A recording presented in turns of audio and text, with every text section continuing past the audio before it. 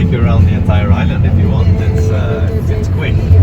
Because originally the entire, at this place at least, was divided into farms, which went all the way from the ocean up into the forest.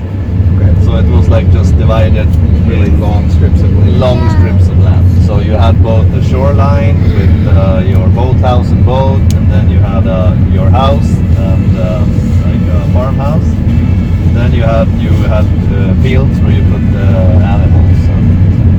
And they used to maybe not that cold. They used to even. So the lake that we were swimming in actually reaches all the way here. Okay. There's a lot of lakes in the island. If you see it from a bird's point of view, you can see that there's a lot of lakes. So this is the end of the lake here. Okay. This is a fish oil factory. Making fish oil from herring. Here. Yeah. Has quite interesting smell. Lovely aroma. Yes, it's not the best, but it was much worse before. Now I think they have much better cleaning and things like that, and smoke. Yeah. But I think it's quite a big export, that oil. It's a pretty high dollar product, I think. Yeah. The large white building over there is fish. Yeah, they pack and dry fish and pack also fresh fish. A lot of this salmon is obviously a large export. A lot of it comes from here, from this area. I've even seen the Norwegian salmon in the Philippines, in Baguio actually. This is Longevåg, which is the center of Sula. Okay. You can see the large factory chimney there. Mm-hmm. That's the Devol factory, where they had this wool production, knitting sweaters and clothes. Okay. It was actually, I think, the first real proper industry here. And they moved here, I think, from Ålesund to here because there's a lake up on top of the mountain there, and they built their own power plant, hydropower. So, and I think that was why they put the factory here, because they were able to have their own power. This part, all right. it's like, because it's like straight west almost this way, and like the northwestern winds come in, and it's just going all the way through here. And also the sun disappears from Longevåg during most of the winter because of the mountain. It doesn't come over the mountain, so it's very cold here. But in Fiskastrand, in our place, we have the sun all year, so that's better. Yeah. So this is actually the place where they have the outlets. You can see all the different companies here. Now I wasn't allowed to drive down there because they have this amusement park. So is this building a kind of like a mall or what? Kind of. Now it's like that. It was a factory, but now it's like a mall. So, but outlet mall. Okay. So, and there's different types of. There's some artists here, like painters. This woman who runs this is a like glass artist, so she makes glass and arts from glass. And there's a blacksmith who works here. There's one guy who is working with woodwork, like wood turning. We can go out if you want. So all of this is from the old factory. They are like slowly renovating everything, but they're keeping a lot of the old sort of floors and ceilings, and it looks really, yeah, nice when you're in these shops.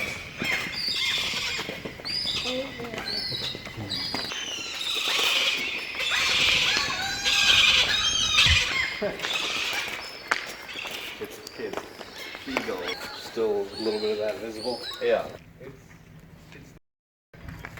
What is it used for fuel? Is it coal? It's called, I think originally at least, it had to be coal because this place is called the coal room or something like that if you translate it. So I think this was probably where they stored coal for. So these were used to move stuff around the factory to the docks and back from the docks. Here you can see have a big fireplace inside and a bar, and yeah, you can rent it if you like for your party or whatever. For your Viking festivals? Yeah, if you're into that. That's Hessa, the island we're staying on. You can see the division in the small dents there.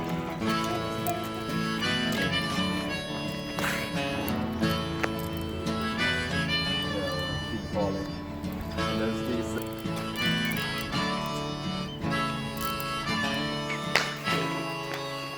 There's a traditional wooden rowboat. They call it faring. Normally this is not here, obviously. If you're rowing, they're so easy to row. Really? Because they're heavy and their shape really makes it very, very easy. If you have like a modern like plastic or like glass fiber boat, it feels like you're rowing in an eggshell or something. But these, they just cut through and steady. Yeah, very steady. And when you get the speed up, it's because of the momentum. It just maintains the speed very easily. So it's very good. Takes more energy to get going, but Normally these were built, and they are still built by hand. Normally they are not painted black. They are like natural wood and just put, I think, linseed oil. Is that what it's called? linseed Linseed oil. From it means it can mean different things. It can mean like go ahead, or it can mean like at the front. So it's the name of the service provider.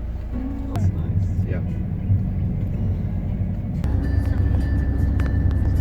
Now we've been to sort of this end on this side, and then you can go on the other side also, but that stops at the ferry or a little further. So here's people also swimming. The shooting range on the other side. Yeah, you have to have sort of a purpose of owning it. So if you have a hunting license and you have to also every year you have to sort of take a test for you to be able to hunt. You have to have obviously a permit from the police to have a gun. And if you're going to have a handgun, then you need to be, I think, member of like a gun club or something like that. Quite expensive, I think. Yeah, depends. And of course, you're not allowed to have any automatic or anything like that. It's rifles, like, and shotguns. Don't think there's much people who have it for protection. I wouldn't. At least I don't think anyone are openly saying that. At least. There's a frisbee golf. Yes. Of course. Yeah. There's several here on the island. And also around this lake there's a hiking trail, so you can walk all the way around. It's part of it.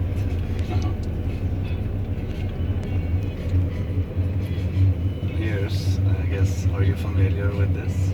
Drying hay. Hay drying. Okay. Yeah.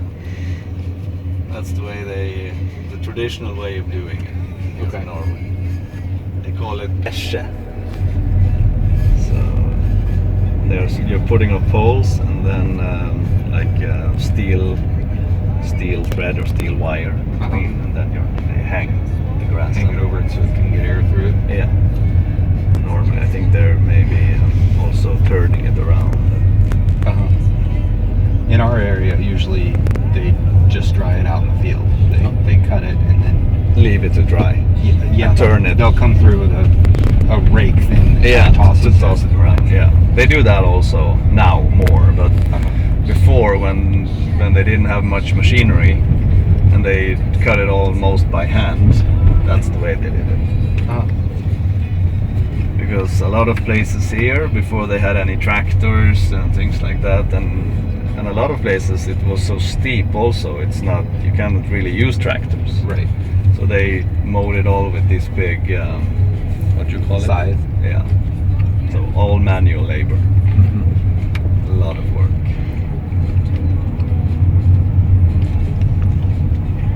And then do they keep it in big haystacks traditionally, or? Traditionally, yeah, they put it inside the barn, I think, and stored it there for the winters. Uh-huh. Now, obviously, they put it into these big rolls with plastic. Annalyn said I had to show you Fjord, which is the place I pointed to earlier. It's a very nice fjord. So I can drive also past that, so you can see that. Okay. I don't think there's any point of going to the other side of the island because it's just a long road which ends up in a ferry dock. Okay. So it's really not that interesting. Village, but still the same.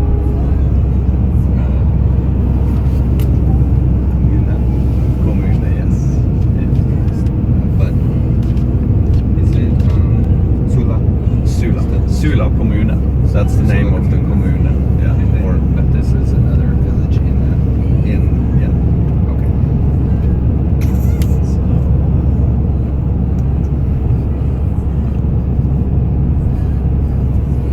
I'm just trying to figure out how to roughly translate that to similar terms.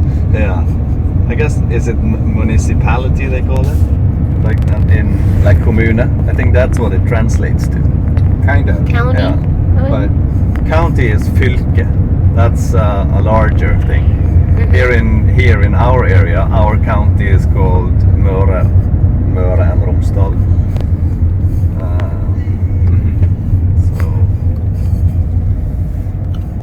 but that's a pretty big area, right? That's a pretty big area, yes. That's like Ålesund, Molde, and a bigger another town also in further north, which is called Kristiansund, which if you go this Atlantic Road, you end up in Almost there, Kristiansund. Yeah.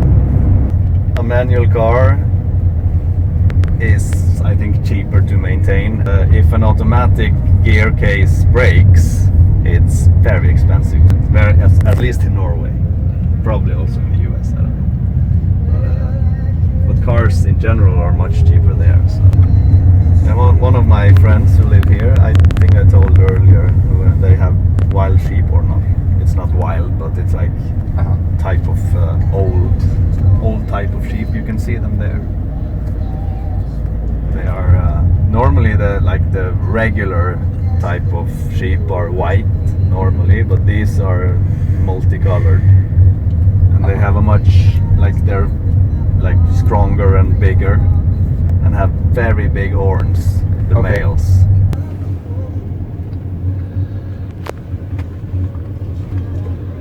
So he has sort of a little farm by himself here, even his own soccer field.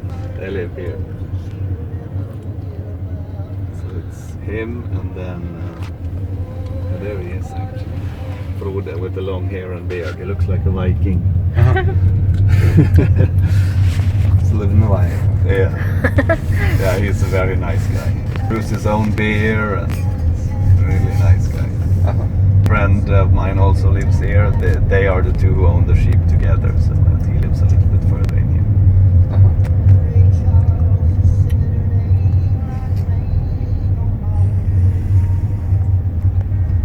Now you need to move. End the conversation.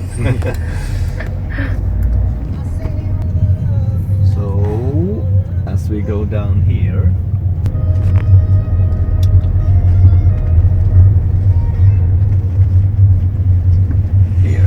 in there, it's a very nice place, and to go for a boat trip in that fjord is an experience in itself.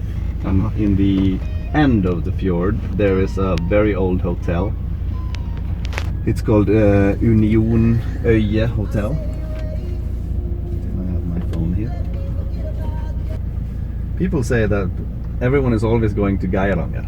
For me, I think it's even nicer, this place. here's the hotel. Like that. Into the mountainside. Yeah. They have a room which they call the blue room, which people say, or a lot of people who have worked there, or it's a ghost. It's like a girl who worked there or something like that. It's haunting the room. Every place needs a good ghost story. Oh yeah. So from here you can take a ferry over there to the big mountain you can see there. And from there again you can go for a ferry in the fjord. Okay.